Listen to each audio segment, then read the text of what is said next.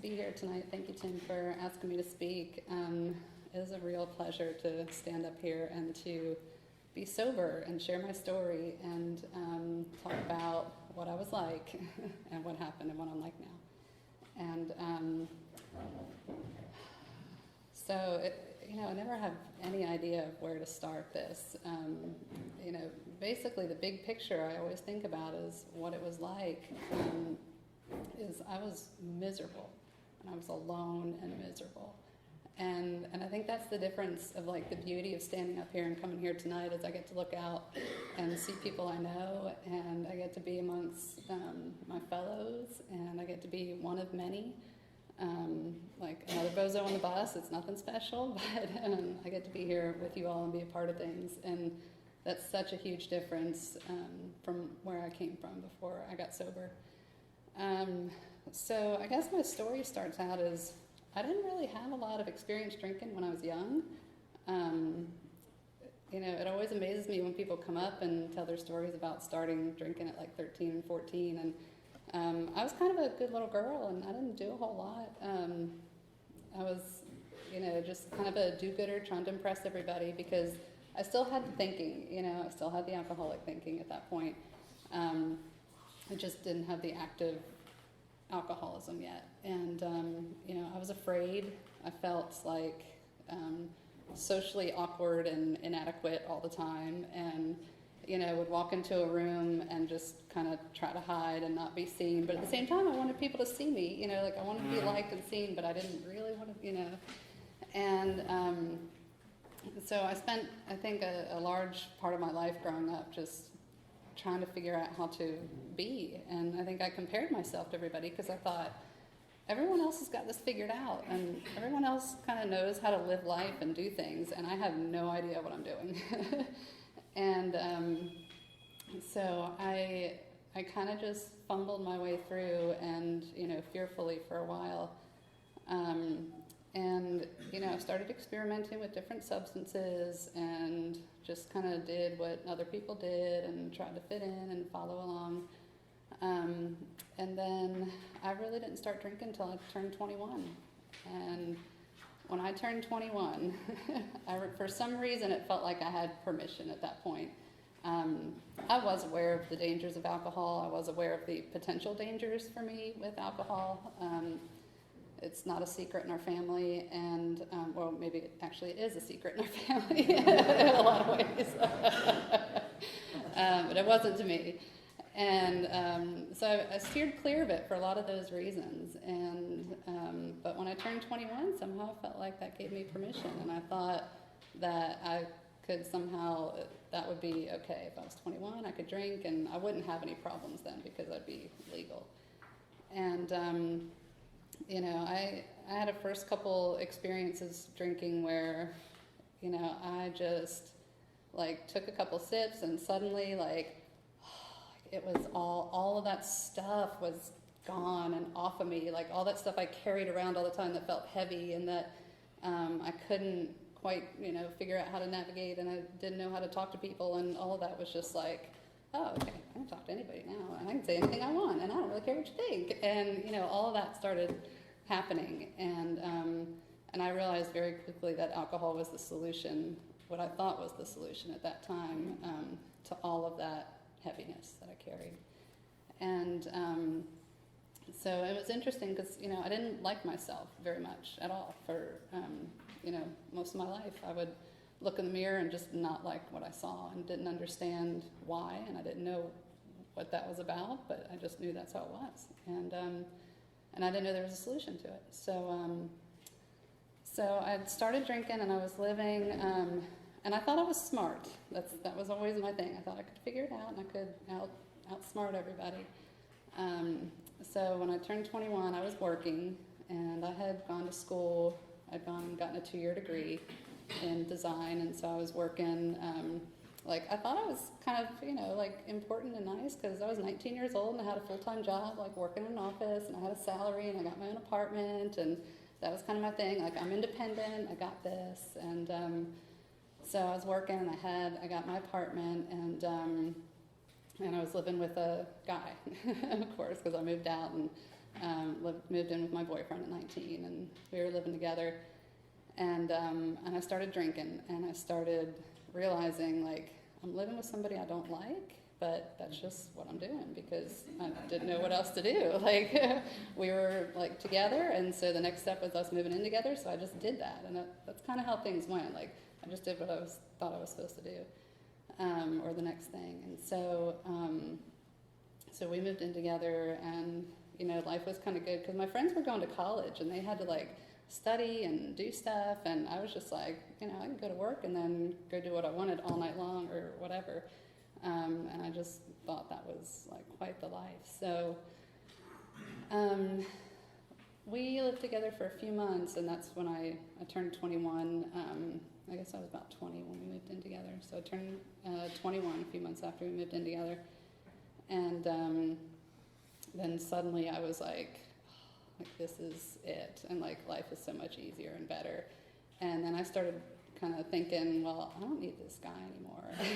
And so we had been in a relationship for about 5 years, and, like, all through high school and stuff. And I started drinking, and I suddenly thought I was so much better than, and, you know, like, I didn't need this anymore. Like, I was gonna move up and move on, and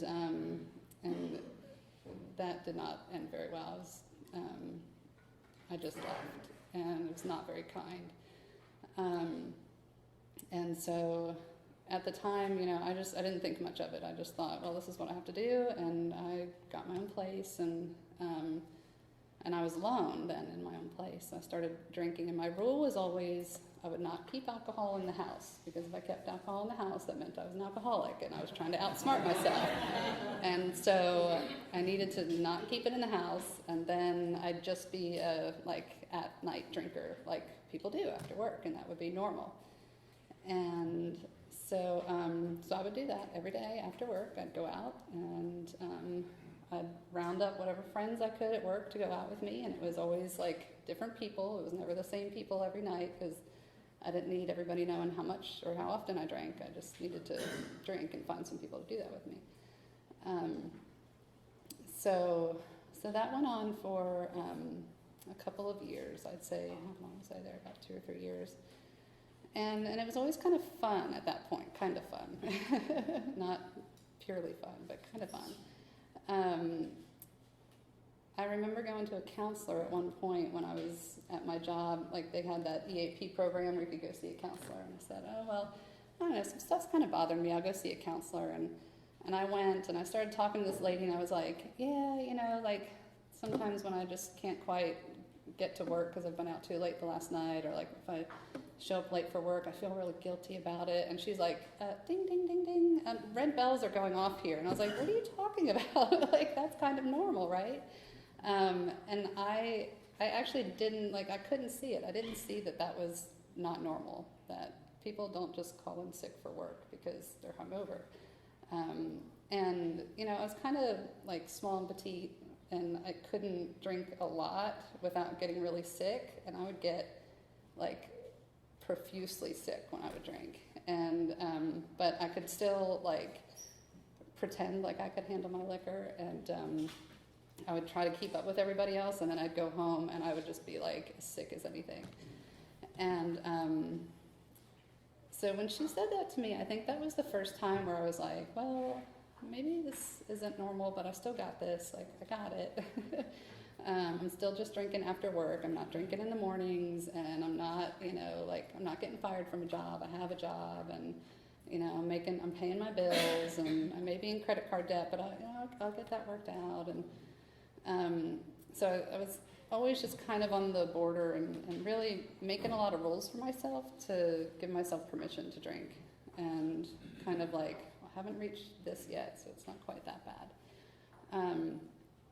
So I worked there for a couple of years, and I just decided that I wanted to go back to school. So I went back to school, and I was working part-time at the same place and going to school full-time because I wanted to get my bachelor's degree in education. And like, I wanted to get up early and work with children, yet I could barely make it to my job. You know, like, to me, that's the epitome of, like, what this disease does in the thinking. Like, I really, like, I knew I was capable of this, but the way that my alcoholism was progressing is like, I didn't see that I actually wasn't capable of doing this, you know? Like, I had all these huge dreams and ambitions of things I wanted to do, but I didn't realize that, like, I wasn't actually going to be able to do this. And so I guess my drinking just kind of, I was a daily drinker. I mean, I drank every day while I was going to school and doing all that. And I was always stressed out, and I was always feeling like crazy, like I was always overwhelmed, and everything was just like, like a whirlwind, and there was always drama and always something, and it just seemed kind of normal to me, and I really thrived in that. I grew up around a lot of kids and people and drama in our home, and so I just like thought that was great and wanted to fuel it, I guess, even a little bit more. So I was dating somebody while I was going back to school and doing all this. And it was a really interesting relationship because I dated this guy for 5 years, and I would only go over and see him on the weekends. So on the weekdays, I would stay, in my apartment and go out and drink with my friends all week long. And then I'd go over there on the weekends and like have a few beers and have a few drinks and kind of hang out. And it was like I could tell I was just trying to manage it to get through the weekend, but I really liked this guy, and he was actually like a really nice, decent guy. And then, Monday morning I'd go to work, and then Monday through Friday I'd do my thing, and I'd be out till 2 a.m. and get up and go to work at 8, and just did this like madness. I don't know how I did that.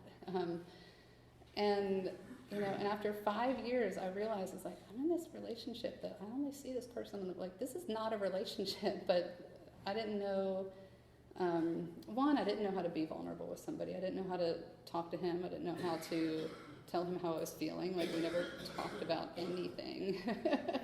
It was very strange. And two, like, I'm madly in love with this person, and I've never told him. Like, I never even said the words. That's, like, I had no courage or no, I was so afraid, I think, of another human being seeing me and seeing what I was really like, because I was hiding so much all the time. And I was afraid he would see who I was. And I lived in this cycle of fear. And it wasn't just him, it was my family, it was, my friends that I cared about. I always was afraid that they were going to see who I really was and what was really going on.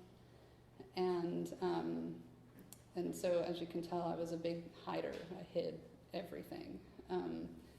And so eventually that relationship did not work out. And I finished school, and we ended this relationship, and it was like May, and I remember finishing school, and my professor was like, you should apply for this job, and you should apply for this job. And I'm like, I'd have to get up at like 5:30 in the morning and go to a school at like 7 a.m., to teach. And I was like, I can't do that. There's no way that I am realistically going to get up and be able to teach kids at like 7 in the morning. Like, I know what my 7 in the morning looks like, and it's not that. And so I was like, well, I'd always wanted to travel, and I had traveled a lot at this point. The guy I dated, we were really into scuba diving, and so we went diving. Like, he traveled all around the world for work, so we went all over the world, like, scuba diving. Like, we had went to Australia, and we'd been all over the Caribbean, and traveling was just something I loved to do. And so I was like, well, this is kind of the time where if I'm going to travel, I might as well do something. And at this point, like, I really just kind of wanted to get away from my life. I was like, things are just not good, and it's clearly everyone else's fault. And like, I did. I blamed everybody else. I thought my parents are just like driving me crazy. I'm in this relationship with this guy who can't talk to me. Like, he's got this problem, and I've been kind of getting into some like issues with friends, and just like drunken stuff where it's like, oh, there's drama, and then the next day it's like, oh, okay, whatever, let's forget about that and move on. But like, that stuff just kept happening more and more and more, and so like my friendships weren't that great. And in fact, it was funny because one of my best friends, I remember, it was kind of a clear sign. She, her and her husband were going away on a trip, and they said, "Oh, would you stay and watch our house while we're gone?" I said, "Yeah, sure." And her husband goes, "We'll just leave you a couple bottles of wine. You'll be fine." And I was like, huh, yeah, they know me. And it's little things like that people would say, and I'd go, like they know. So what was I thinking? Oh yeah, so I like to travel, and I was like, well, I just need to get out of here because everything's driving me crazy, and if I just have a fresh start, like everything will be great if I can just have like a new place to start over and somewhere fun and adventurous. And I'd always wanted to go to Japan. And so I applied for a job to be a teacher teaching English in Japan. And I got the job. And then I went, oh, I'm actually going to go. And okay, I do not speak a word of Japanese. And because I'm an alcoholic, the 3 months I had before I went, like, I knew I was going to a foreign country. I knew that they speak Japanese, and I didn't take 1 second to try to learn any of it. Not one word. And the week before I left, my best friend was like, "Here, I bought you a travel guide for Japan." And I was like, "Oh, thanks." Like, hadn't even looked at anything. I was just going to get on the plane and go. And that's kind of, for me, that was, at that time, the beauty of what alcohol did for me at that point. It helped me to not live in reality, to not pay attention to what was going on, to not see, like, things that I might be walking into.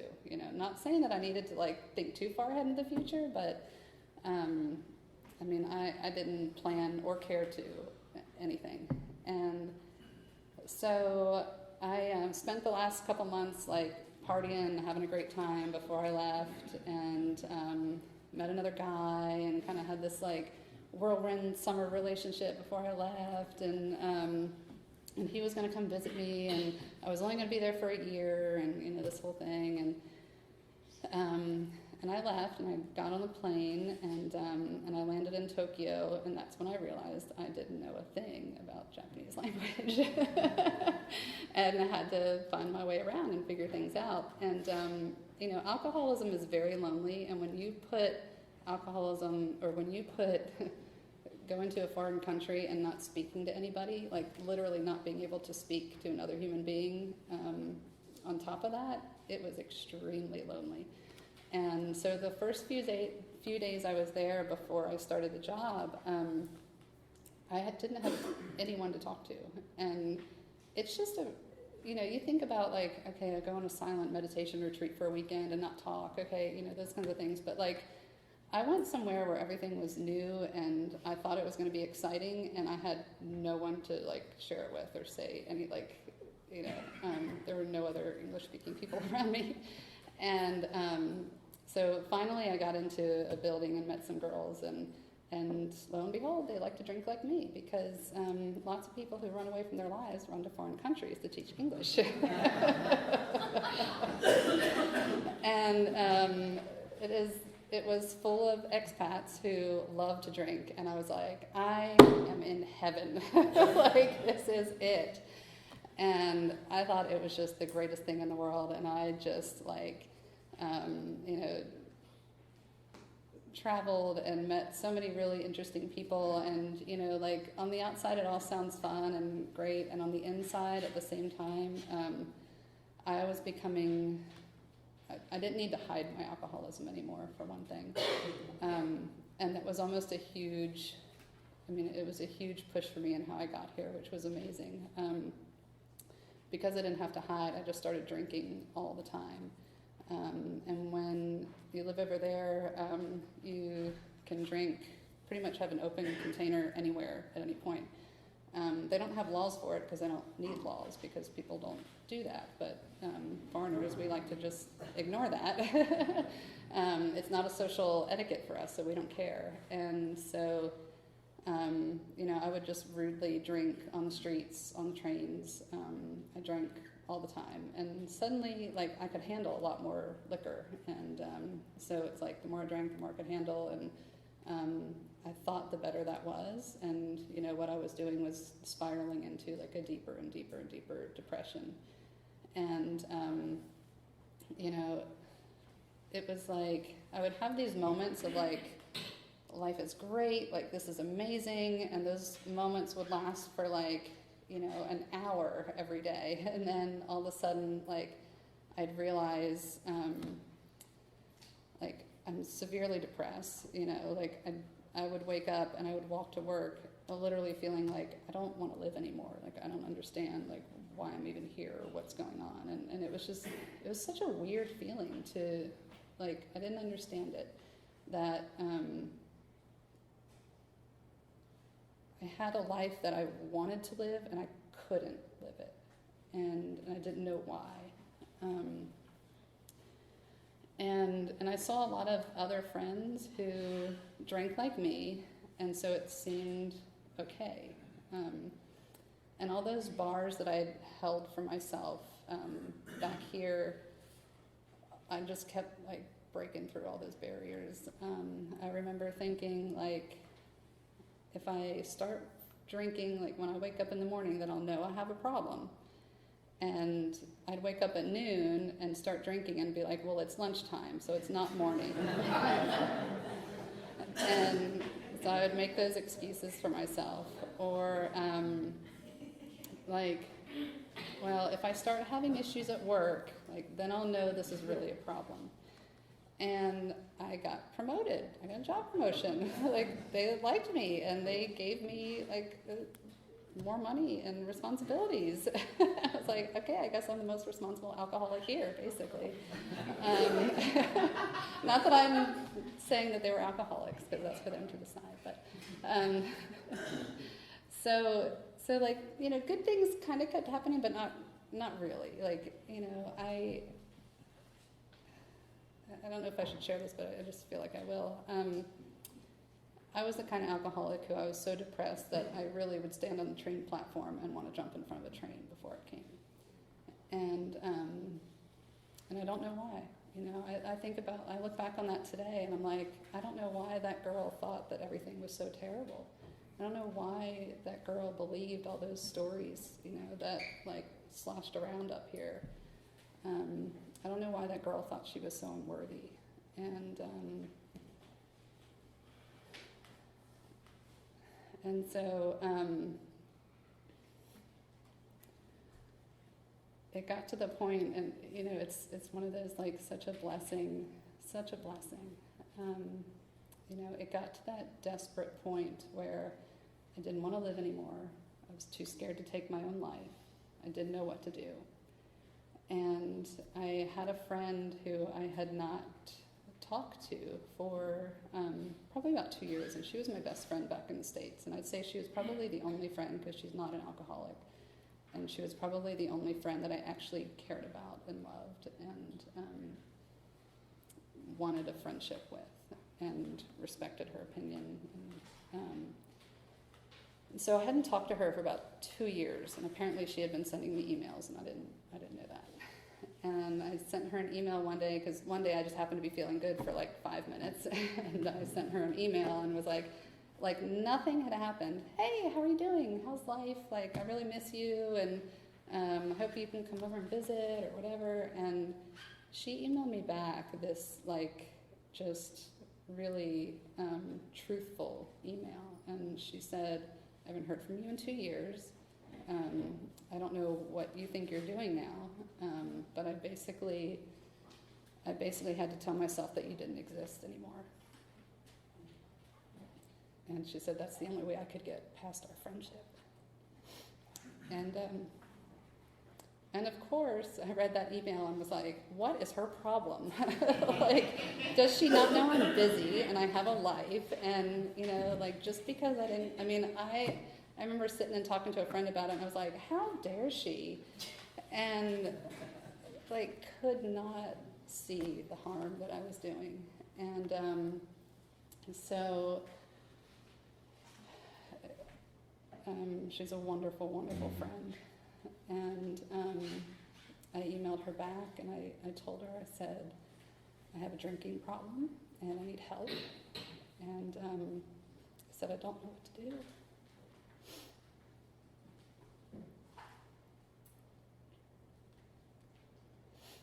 And she told me, she said, you know, my mother-in-law, she's in Alcoholics Anonymous, and she goes to meetings every day.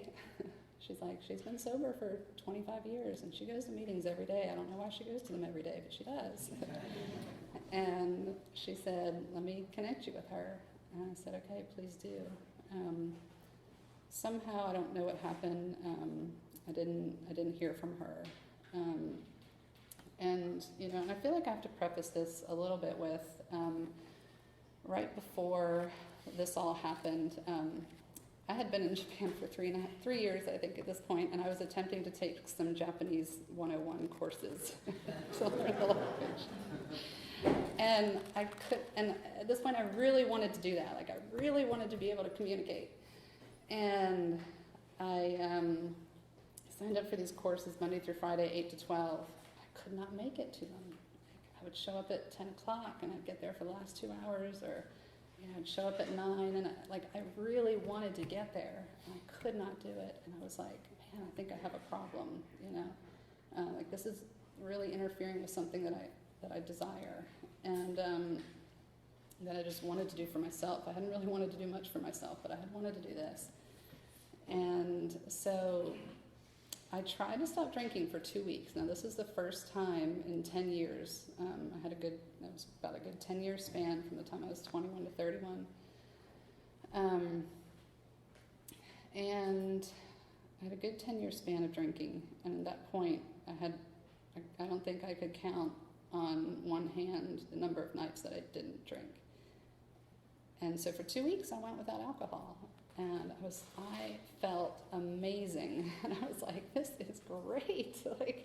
How have I not figured this out? You know, like, I've tried to figure out how to stop drinking so many ways, but to just stop, wow, okay.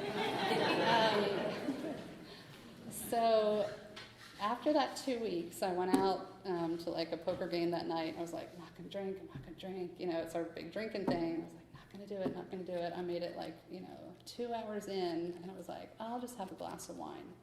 And the last year or so of my drinking, I was a wine drinker because I thought it was sophisticated, and I thought that didn't make me an alcoholic if I only drank wine. And so I had one glass of wine, and I don't know, I couldn't stop. I could not stop. And between that and my friend's email, I realized, like, I am completely powerless. I have no control over this. Like, I'm smart. I've tried to figure this out, and I can't, and I don't know what to do, and I really need help. I was on my knees at this point. And so I picked up I think it was the phone. Gosh, I can't remember. I think I emailed. There was a AA, like, email. And so I think I emailed, and I said, I need to talk to somebody. I need some help. And I guess it was like a version of AA hotline.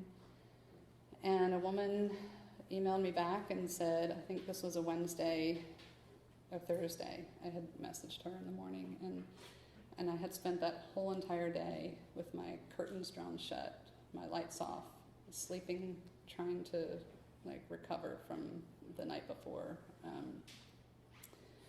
And I remember just waking up feeling awful, like I was waking up to darkness because I had slept through the entire day. And she was like, come to the meeting tonight. And I was like, yeah. And I had intended to go. And then I laid back down. I was like, can't do it. And I don't know if I was afraid or what it was, but I'm sure I was afraid.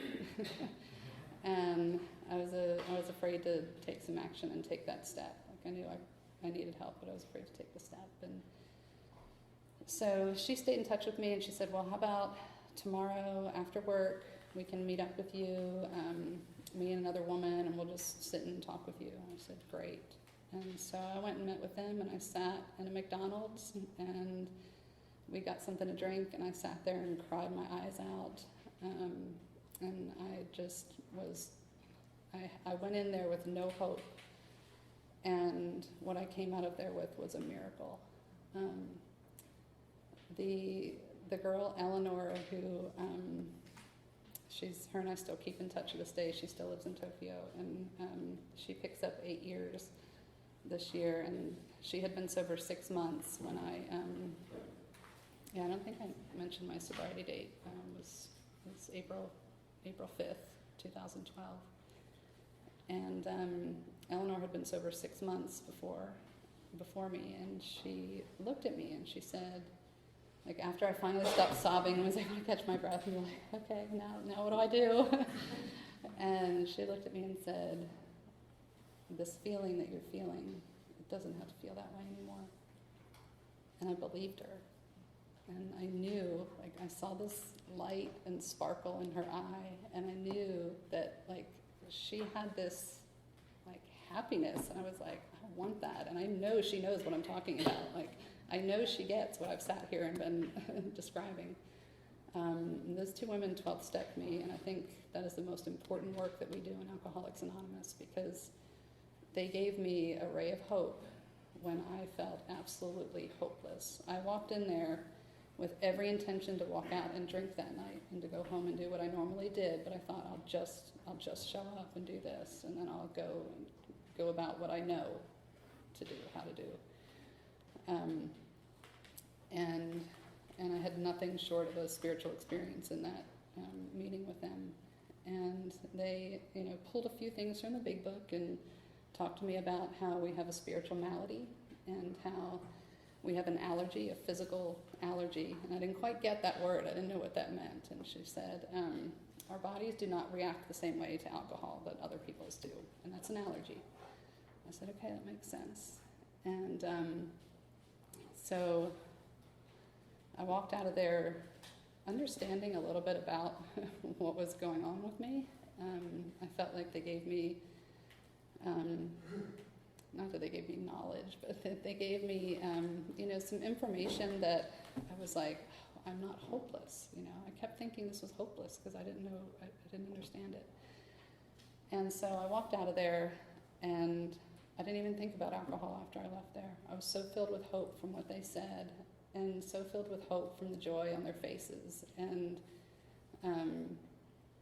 just the passion that I could see that they had for life. And I was like, I want that, and I'm going to do whatever they tell me to do to get it. And so they said, come to a meeting Monday. It was a Monday night meeting. I said, okay. So I go to the meeting on Monday, and I don't know anything about Alcoholics Anonymous, and I walk in there, and you guys were smiling and laughing, and I was like, what in the world is going on? This is a serious problem. Why are people laughing? Like, I don't get it. And people were just happy and, like, sharing about, hope from alcoholism, and sharing about, how they walk through difficult things in life and live, I could tell, like, they're living happy, joyous, and free, like, they're doing something.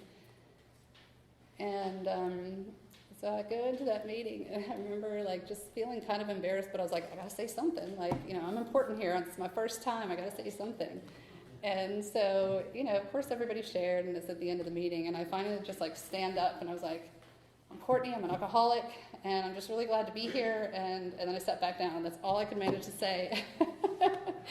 And I was kind of, like, proud of myself for being brave and, standing up and, saying something, because, normally I would just slouch down and not want to be, like, I don't want to talk to anybody, I don't like people, And then I just sat down and, like, started bawling, and, I think it just kind of hit me. And so everybody was, like, super nice and gave me some tissues, and they said, well, we're going out for some fellowship after the meeting. Do you want to come? And I was like, oh, no. I don't need more people right now. Nope. They were like, did you eat dinner? I said, nope. They said, well, you got to eat something. I said, all right, you're right. And so I went with them, and that was my first introduction to having fellowship with people in Alcoholics Anonymous, and to having the meetings that go outside of these meetings, because I believe part of my program is not just showing up for meetings. Part of living happy, joyous, and free is working this program and staying connected with people, and doing all sorts of other things outside of where we're sitting tonight. And so I went to this restaurant with them, and I remember thinking, the waiter must think we are nuts because there is a group of 18 people and none of us have ordered alcohol. Like, and that's all I could think. Like, I was so just focused on alcohol and that none of us were drinking and how weird that was. I had never sat down at a table with people who did not drink, like, since I was probably a child. And it was so strange to me. And so they were a cool bunch of people, and I just kept hanging around. Now, I stayed in the program for about 6 months before I got a sponsor, and I do not recommend that at all. It is what it is, and it's my story. But of course, I did what I usually did, and I love it. There's a story in the back of the big book in the stories, in the story section, and it's the second section, and I think it's somewhere in like number 8, and it's called something about the river of denial. And this woman tells her story, and I just love it because it identifies so much. And she says in there, she's like, no matter what happens, I always bring me with me. And that's exactly how I felt. It's like, like I've been trying to run away and trying to escape from everything all the time and hide, and I'm always the one I'm with. Like it's just me. And so I forget where I was at with telling my story. Anyway, so I meet Eleanor, and she's just kind of somebody that I stick around with. To go to meetings, and she's like, go to this meeting. I'm like, all right, I'll meet you there. And she's like, pick up the phone and call me when you are on your way home from work. And I was like, why? And she said, because, well, what do you normally do when you get off work? I said, yeah, I usually go to the bar. She's like, pick up the phone and call me. I was like, all right. And I didn't really do a lot of that stuff, in the beginning. And then one day Eleanor was like, why don't you give me a call? And I was like, well, like, if something really bad happens, I'll give you a call. And she was like, no, why don't you call me now so that when something really bad happens, it'll be much easier to pick up the phone. And I said, yeah, you're right. So I started calling her. And I'd call Eleanor, and we'd just chat. Every day I'd get off the train, I'd call her so that I would walk home and not walk to the bar. And so anyway, this is about what I did for 6 months. I showed up to meetings and I talked to Eleanor. And I didn't get a sponsor yet. And then it was September, and it was my birthday. It was the first time I had had a birthday without drinking, and I really didn't know what to do. My birthdays in the past had been world tours. Like, literally, I'd be like, oh, I'm going to go here to celebrate my birthday because, it's all about me, and that's amazing.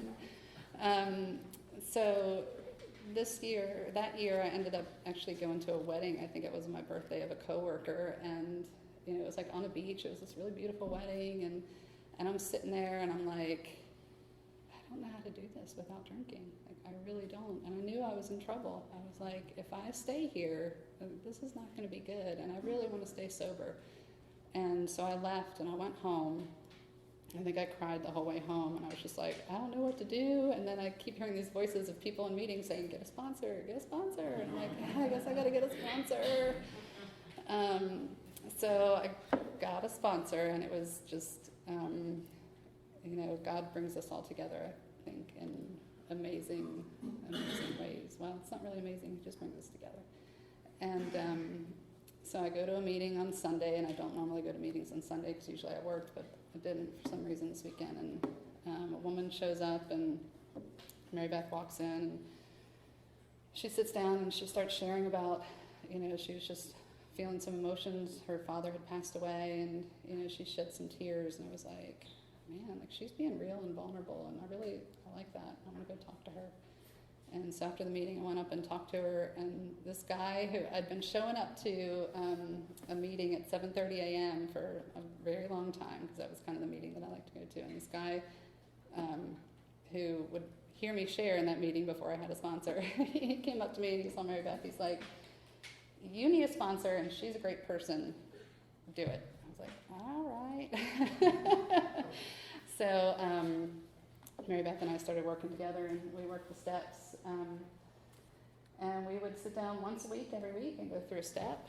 And, the first step was admitted I was powerless over alcohol, and my life had become unmanageable. It was plain as day that my life was unmanageable. I think I had got that from the very start. That's why I was here. And came to believe in a power greater than ourselves. So I had a little trouble with this because like I'd said, I thought I was smart. I thought I could figure things out. I didn't understand that there was actually a power greater than me.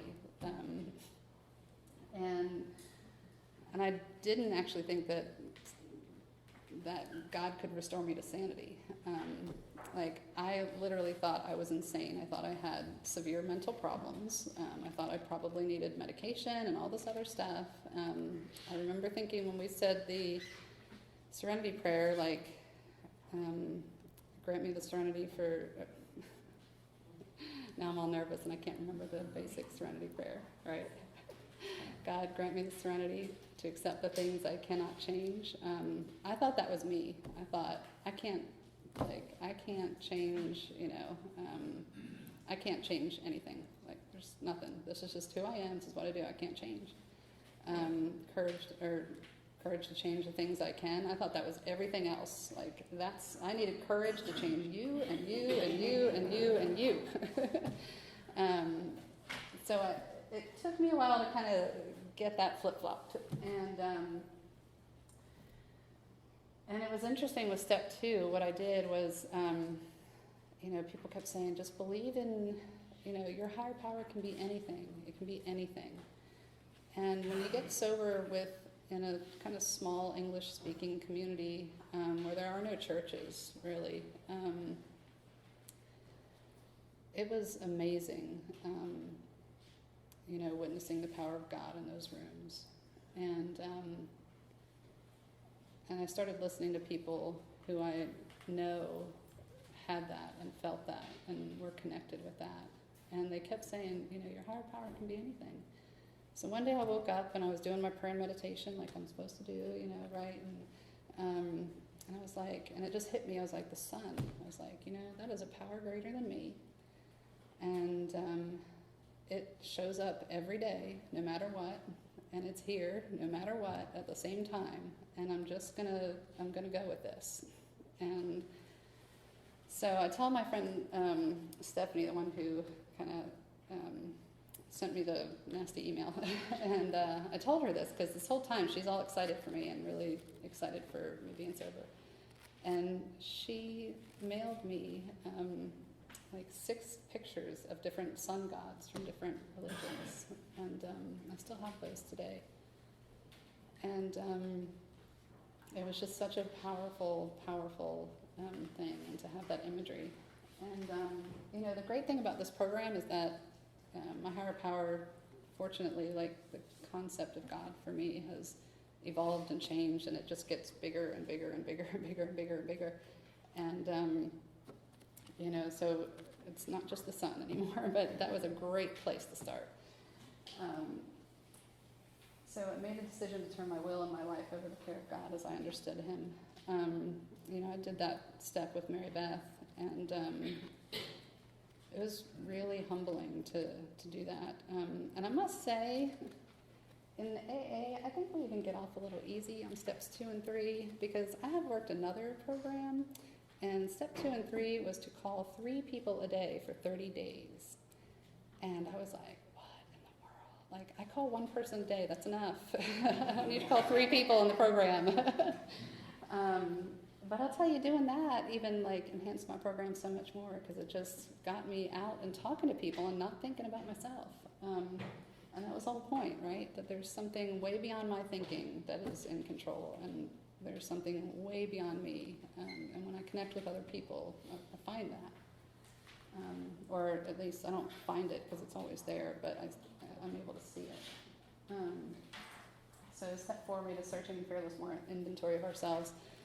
I'm trying to be quick. I don't think I'm going to make it through all these steps. But so step 4 was, I wrote pages and pages and pages, and a friend finally said, look, why don't you just do it by the book? There are 4 columns, make it simple, and your sponsor will understand it. I was like, okay. So I just did it real simple, and I took it to my sponsor, and I'm explaining to her all these serious things, like, just all this, like, decades of anger, that I'm carrying. And I'm telling her this stuff, and she's like, oh, yeah, well, of course you think that, you're an alcoholic. Like, oh, yeah, oh, because it's all about you, yeah. Mm-hmm. And I'm like, how dare she? Like, this is not funny stuff, this is serious. And it was kind of nice, like in some ways she lightened that whole process of step 4 and 5 for me. I wanted to make it this big, long, drawn-out, serious thing, and she really lightened it up. And I feel like sometimes, you know, I hear a lot of fear surrounding that in the program, and I just want to, you know, offer this, that it's a great way to look at ourselves, to take a look at that anger and that harm, to get it out, write it down, and move on. I don't need to hold on to that stuff. And because I've turned my will and my life over to God, you know, before I've gotten here. And so God's going to take care of all this. And I write it down, and I say it aloud to someone. And then I can move on. And so, let's see, step 6 and 7. It's kind of short, and they're really short in the big book too, I feel like. But to me, today, they feel like almost the most important steps, is that when I'm honest,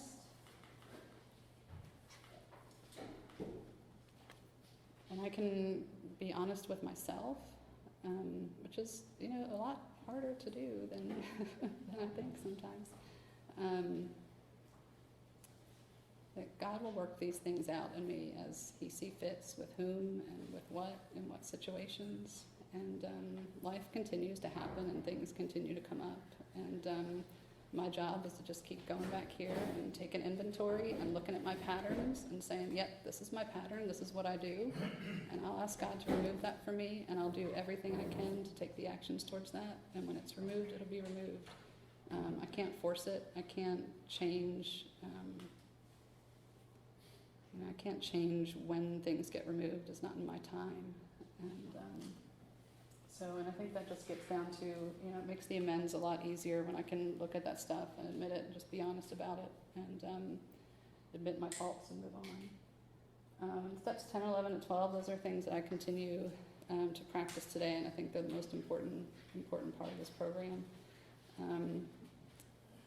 You know, when I'm plugged in and I'm talking to other alcoholics, like, that's when I feel happy, and that's when I feel joy, and that's when I'm, like, excited about life, and I'm like, you know, I call my friend, and she's like, oh, I'm really mad about this, and I'm like, oh, what'd you learn? Like, what'd you find out about yourself, you know? And, like, that's the great thing about this program, is I can look at myself and look at all the stuff that I was terrified to look at years ago, like, the stuff that I thought just made me a bad human being, and I can look at that stuff today and be like, okay, well, maybe next time I'll do this, or maybe I'll go back and make an amends for that, or, you know, and I can just talk through it with people. And I think that step 11 is such a vital part of this program. Waking up every morning and praying for other people, not thinking about myself, and getting down and spending some quiet time in meditation, because to me, I can make up a lot of stories in my head, and I can go with those stories really fast and believe them all day long. And when I sit in meditation, it just gives me some time to stop and pause and, like, don't have to follow that story. It doesn't have to be where my mind is going to live today.